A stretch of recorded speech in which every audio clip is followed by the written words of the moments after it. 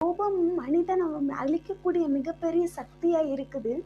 ஒரு நல்ல நிலைமையில இருக்கிறவங்கள கூட ஒரு செகண்ட்ல கீழ கொண்டு வந்துரும் அப்படின்னா, அது அந்த கோபத்தால மட்டும்தான் முடியும்.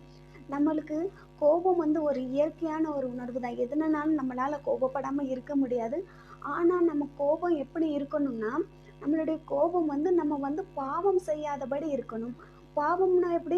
கோவத்த மனசுல வச்சுட்டு அவன கொலை பண்ணணும், அவன இது பண்ணிறணும், அவன் வந்து நல்லாவே இருந்துறக்கூடாது, அவன் இப்படி ஆயிடணும், அப்படி ஆயிடணும், அந்த மாரி மனசுக்குள்ள வந்து நம்மளே ஒரு விரோதமா நெனச்சு, அந்த அளவுக்கு ஒரு கோபம் இருக்கக்கூடாது. ஒரு 2 செகண்ட் கோபப்படணும்.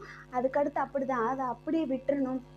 அது மட்டும் இல்லாம, இந்த ஃபுல்லு ஒருத்தவங்க மேல கோவம்னா, வருஷம் வருஷமா அந்த கோவத்த வச்சிருக்கவே கூடாது.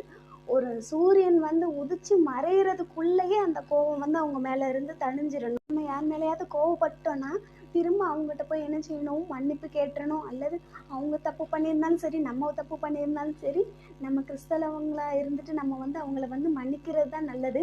பைபிள்ல பாருங்க, எபேசியர் 4ஆம் அதிகாரம் 26ஆம் வசனம், நீங்கள் கோபம் கொண்டாலும் பாவம் செய்யாதிருங்கள்.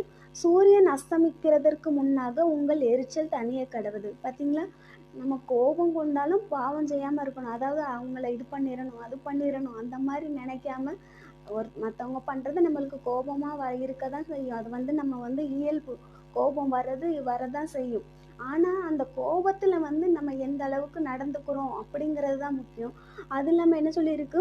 சூரியன் அஸ்தமிக்கும் முன்னதாக உங்கள் எரிச்சல் தணிய கடவுது. பார்த்தீங்களா? கோ சூரியன் உதிச்சு முடியறதுக்குள்ளயே உங்க கோபம் போயிரணும். அல்லது அது வந்து மனசுக்குள்ள இருந்து ஒரு விரோதமா மாறி, அது நம்மளுக்கும் நல்லதில்ல, அவங்களுக்கும் நல்லதில்ல. நம்ம